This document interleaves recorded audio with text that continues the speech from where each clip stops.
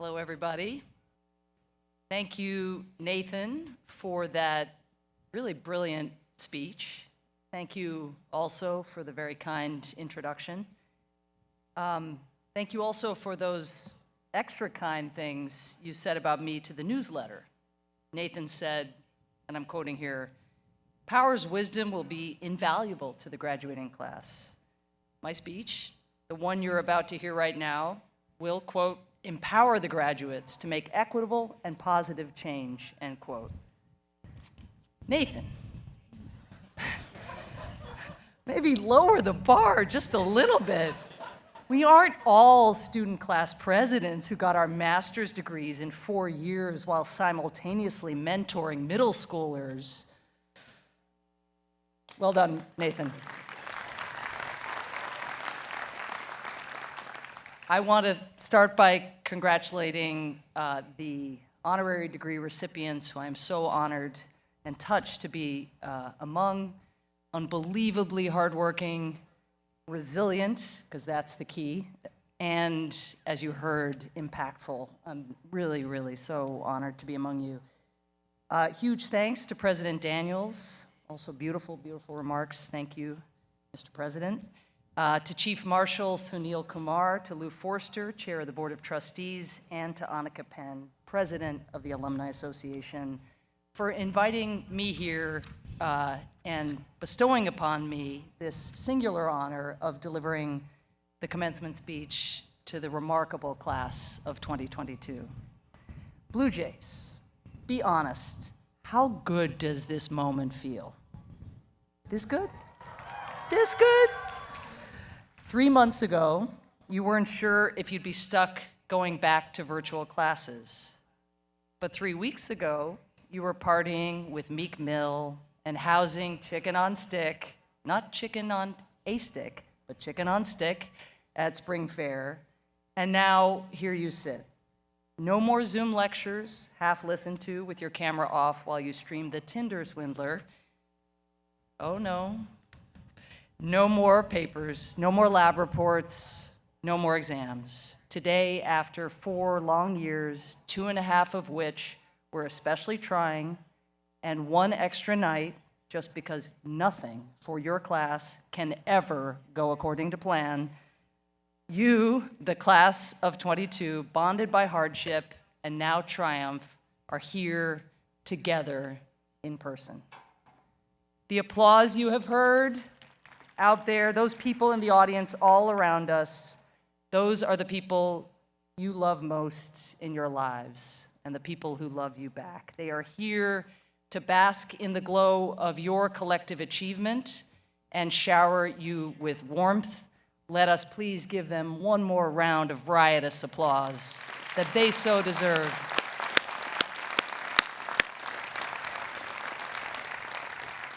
Personally, I feel amazing to share this special moment with all of you.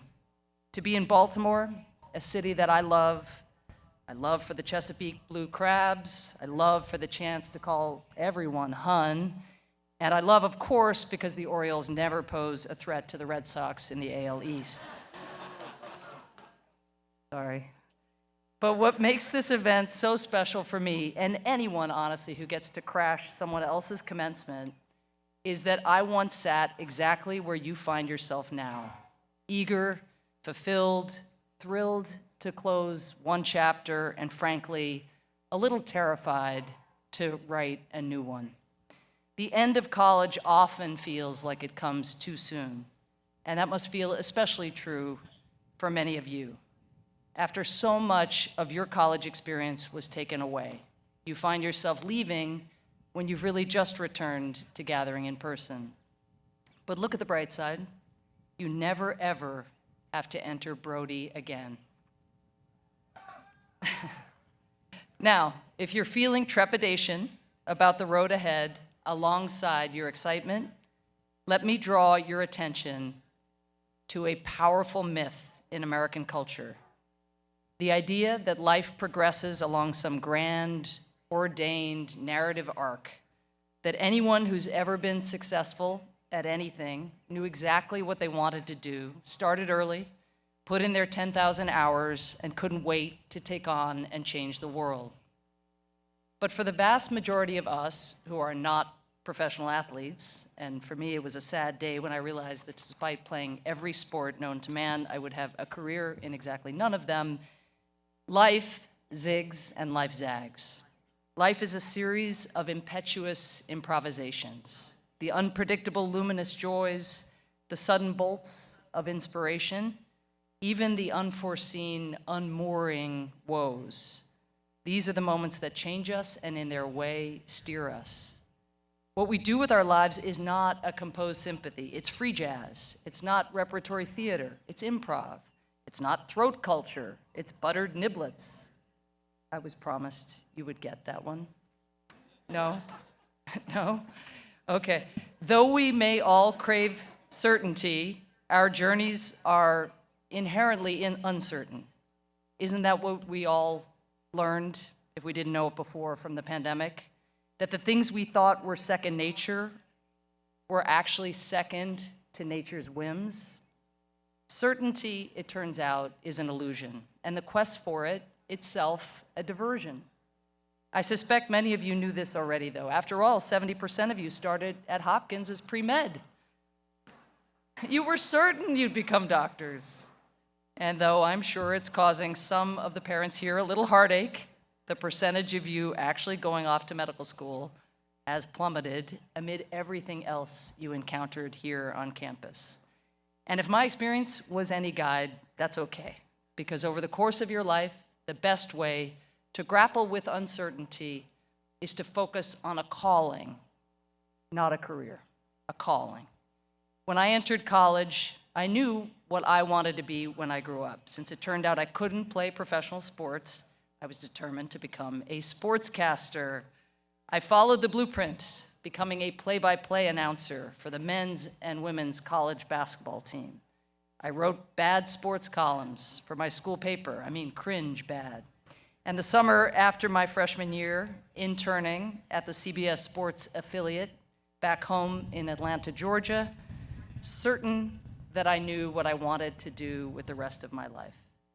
But it was during that internship that one day, while monitoring an Atlanta Braves game, I saw raw footage coming from Beijing that stopped me in my tracks and changed the trajectory of my life. Young students, my own age, were protesting the Chinese government in Tiananmen Square. They were risking their lives for their freedom.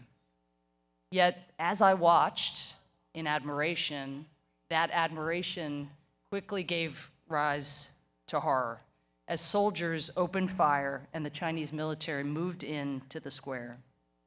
Subsequent footage would emerge of one man standing stubbornly in front of a column of tanks, daring them to run him over, refusing to bend to their will. It's hard to describe what the students' bravery meant to me and so many at the time, but I see echoes of it today on Twitter and TikTok as we watch defiant Ukrainians stand up to Putin's belligerence. Videos of President Zelensky stubbornly touring Kyiv when besieged. Ukrainian soldiers using tractors to tow away discarded Russian tanks. Even families filming funny videos while they wait out air raid sirens in bunkers. All of these recall the resolve of people determined to be free, the kind of resolve that asserted itself in Beijing back in 1989. After glimpsing that uncut, brutal footage from Tiananmen Square, the plan I had to be a sportscaster suddenly felt inadequate to the challenges facing the world.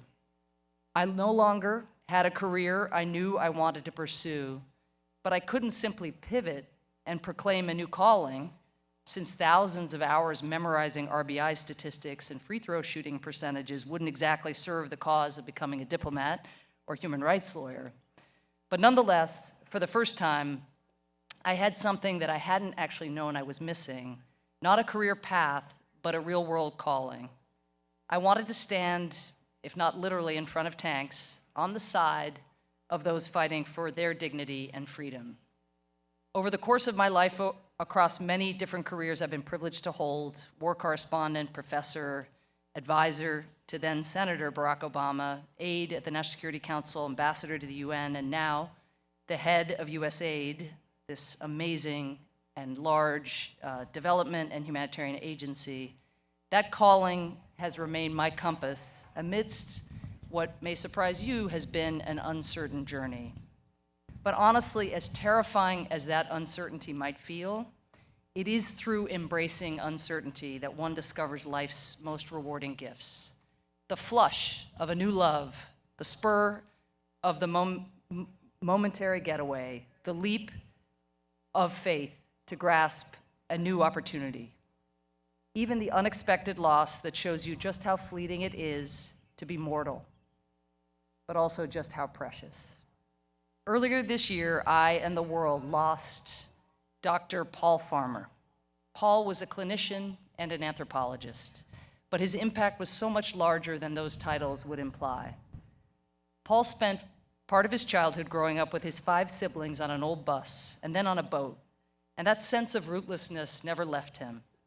After graduating from, well, I won't name the school, but let's just say they have an inferior lacrosse team, Paul moved to Haiti, volunteering for a hospital in a rural settlement. The hospital was so strapped for cash, it charged patients for the basic supplies needed to treat them. This meant that they needed to pay for everything from a blood transfusion to the surgeon's gloves in advance. Paul wrote to a friend about his experience. "It's not that I'm unhappy working here," he said. "The biggest problem is that the hospital is not for the poor." Paul devoted his life to building healthcare for the poor with one conviction in mind. Each case, each patient deserved the same attention and care as a mother would marshal to save her own child's life. And in so doing, Paul worked with his fellow physicians and healthcare workers to be antidotes to despair. After finishing medical school, he traveled back to Haiti and founded an organization called Partners in Health, which began building a hospital and clinics that focused on providing care at the community level, in some cases going door to door. Paul gave everything to build the organization, literally. Though he taught at Harvard and practiced medicine in Boston part of the time, he never saw his paychecks. An accountant would pay his bills and channel the rest of his income to the organization. His Robin Hood streak didn't end with his own money. The first microscope ever to reach his stretch of rural Haiti was pilfered from Harvard Medical School.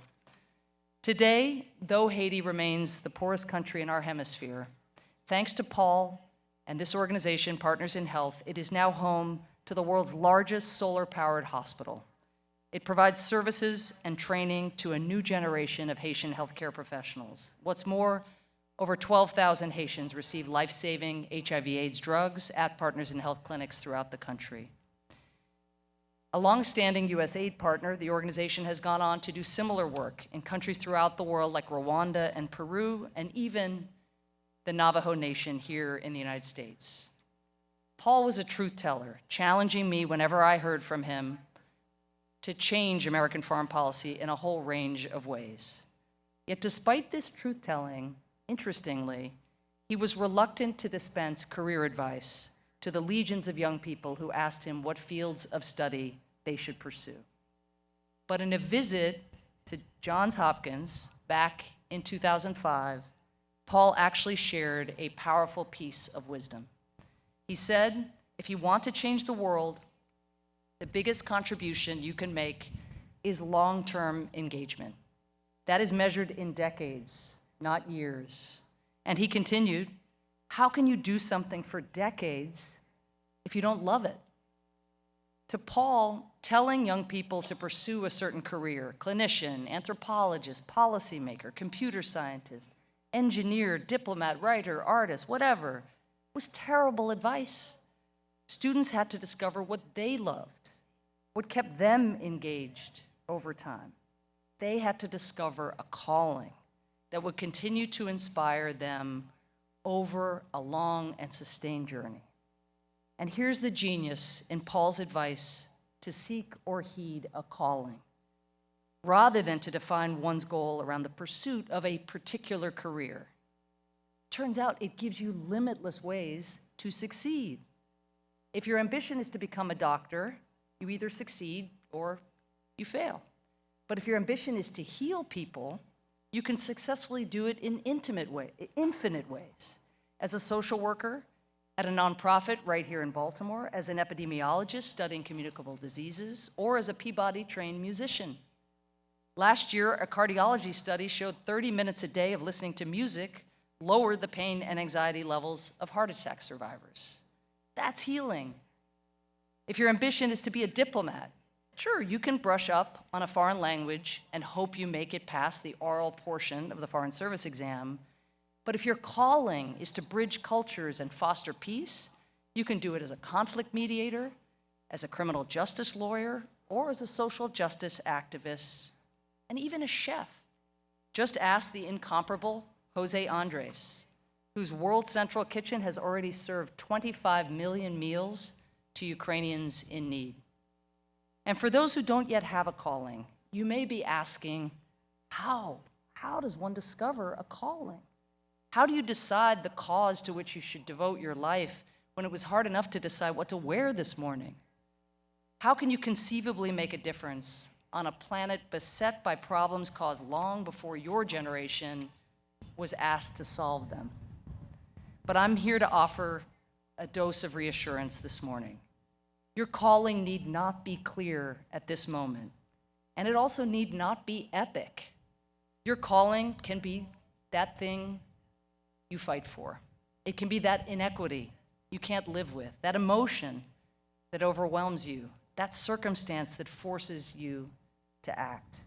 Or it can be the change you make on a much more intimate scale, the fight to provide for a better life for your family or community, the difference you make by acknowledging the dignity and humanity of the people around you, the ability you have right now, not in some abstract future, to be, as Paul Farmer put it, an antidote to someone's despair.